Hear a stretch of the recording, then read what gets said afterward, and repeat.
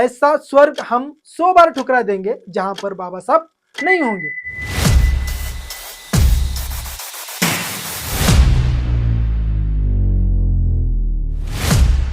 बाबा साहब का आदर करना ही होगा। अगर किसी ने उनका अपमान किया तो हम उसे उसकी जगह दिखा कर रहेंगे कि हम अपने संविधान का सम्मान करेंगे या नहीं करेंगे।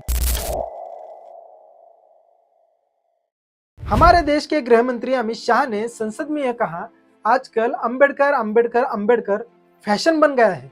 अगर भगवान का नाम उतना लिया जाता तो उन्हें स्वर्ग मिल जाता। तो पूरा देश गुस्से से उबल पड़ा। क्या आप मानते हैं यह केवल एक हल्की फुल्की टिप्पणी थी या फिर हमारे देश का संविधान निर्माता डॉक्टर भीमराव अंबेडकर का अपमान था? बाबा साहब का ये अपमान नहीं सहेंगे, नहीं सहेंगे। इस गलती को माफी मांगनी पड़ेगी। मुझे नहीं पता आपका भगवान कौन है, हमारे भगवान तो बाबा साहब अम्बेडकर है। संविधान बदलने के लिए लाया था, लेकिन अनफॉर्चुनेटली उनको 400 पार मिला नहीं। तो तब उनको समझ में आया कि नहीं, अभी संविधान की बात करनी चाहिए। तो अभी संविधान के ऊपर प्यार करने का शो कर रहे हैं। अमित शाह के इस बयान ने पूरे देश में बवाल मचा दिया। महाराष्ट्र के आदित्य ठाकरे ने कहा, बाबा साहब ने हमें संविधान दिया, उन्होंने इस देश को दिशा दी, वह हमारे भगवान है और उनका अपमान किसी भी कीमत पर हम नहीं सहेंगे। और यही नहीं, आदित्य ठाकरे ने आगे कहा कि अमित शाह को माफी मांगनी चाहिए और पार्टी को उन्हें उनके पद से निकाल देना चाहिए। बाबा साहब ने इस देश को संविधान दिया, उन्होंने हमें समानता, स्वतंत्रता और न्याय का अधिकार दिया। अगर कोई उनका अपमान करता है तो हमें इसे चुपचाप नहीं सहना चाहिए। माफी मांगने से पहले अमित शाह को यह समझना होगा कि वह जिस पद पर बैठे हैं वह सम्मान का प्रतीक है, न कि किसी की भावनाओं के साथ खिलवाड़ करने का मंच। पढ़ लिख कर आर्थिक रूप से मजबूत होकर आगे बढ़ेंगे और 21वीं सदी कमजोर वर्गों के लोगों की होगी। तो आज जब आपने कहा कि बहुत सारी पार्टियों ने जय भीम के नारे लगाए तो दिल में बड़ी खुशी हुई कि जय भीम के नारे लगने चाहिए। हालांकि ये भी सच है कि बहुत सारी पार्टियों का जय भीम सिर्फ दिखावा है, चुनावी दिखावा। क्योंकि जब उनकी सरकारों में उनको मौका मिलता है कि वो जय भीम और बाबा साहब अम्बेडकर के विचारों पर चलने का काम करे तो वहां वो चूक जाती। तो ये बड़ा दुखद है। सिर्फ दिखावे के लिए बाबा साहब अम्बेडकर के नाम का प्रयोग नहीं होना चाहिए। चंद्रशेखर आजाद, जिन्होंने हमेशा समाज के शोषित वर्ग के लिए आवाज उठाया, उन्होंने इस बयान पर कड़ी प्रतिक्रिया दी। उन्होंने कहा, बाबा साहब का कद बहुत बड़ा है, उनका अपमान गृह मंत्री के बस की बात नहीं है। बाबा साहब के आदर्श का अपमान करना यह किसी भी कीमत पर हम नहीं सहेंगे। और अंत में उन्होंने यह कहा, ऐसा स्वर्ग हम 100 बार ठुकरा देंगे जहां पर बाबा साहब नहीं होंगे। अरे आगे से हटिए ना, अरे किनारे होइए ना, थोड़ा सा होइए ना। अरे झंडा उठाइए। अगर आज भी बाबा साहब के आदर्शों पर हम खड़े नहीं होंगे तो हमारी आने वाली पीढ़ियां हमें कभी माफ नहीं करेगी। हम अपना भगवान बाबा साहब को मानते हैं और उनका अपमान करना हमें किसी भी कीमत पर मंजूर नहीं। प्रणीति शिंदे ने बीजेपी के दोहरे रवैये पर सवाल उठाया। उन्होंने कहा, बीजेपी ने 400 पार का नारा संविधान बदलने के लिए लगाया था, लेकिन जब उन्हें 400 सीट नहीं मिली तो अचानक उन्हें संविधान से प्यार होने लगा। यह एक नाटक है जो अमित शाह के मुंह से सामने आया है। यह एक राजनीतिक चाल है, यह कोई सच्ची श्रद्धा या सच्चा भाव नहीं है। जब बीजेपी संविधान को बदलने की बात करती है तब वो बाबा साहब का अपमान करती है। अब अचानक वो संविधान की बात करने लगती है तो आप लोगों को समझना चाहिए कि यह एक नाटक है और कुछ नहीं है। राहुल गांधी ने भी इस मुद्दे पर कड़ा प्रहार किया। उन्होंने कहा, बीजेपी का पूरा काम बाबा साहब के खिलाफ है, संविधान के खिलाफ है।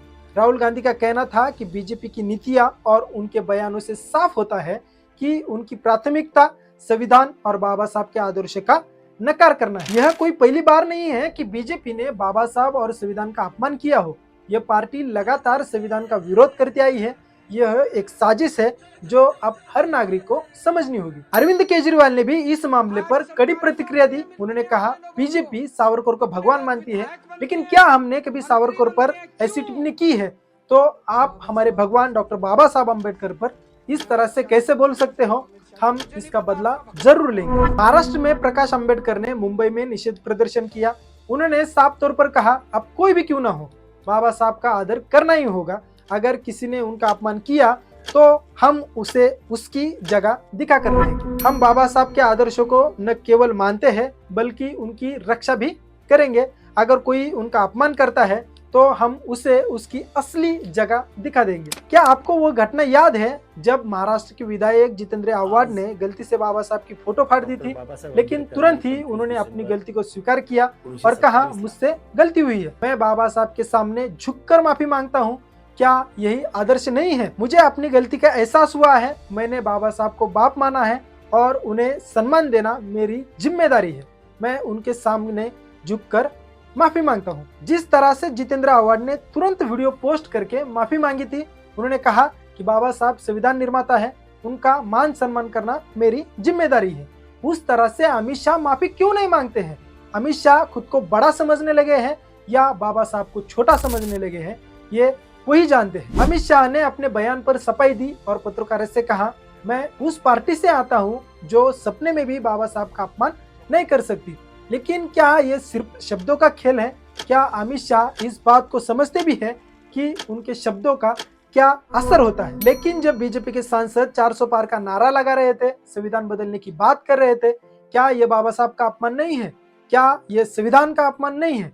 क्या हम सच में इस देश में संविधान और बाबा साहब के आदर्शों का अपमान सहन करेंगे? क्या हम चुप रहकर देखते रहेंगे कि जब हमारे अधिकारों को ठुकराया जाता है?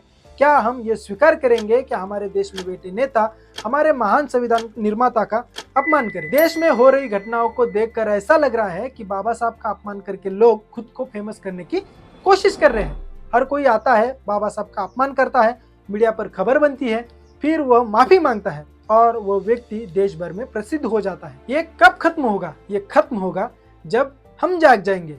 यह खत्म होगा जब हम समझेंगे कि बाबा साहब और संविधान की रक्षा करना हमारी जिम्मेदारी है। अब यह समय है जागने का, यह समय है ये तय करने का कि हम बाबा साहब के आदर्शों के साथ खड़े रहेंगे या फिर उन लोगों के साथ खड़े रहेंगे जो बाबा साहब के अपमान को राजनीति का हिस्सा बना रहे हैं।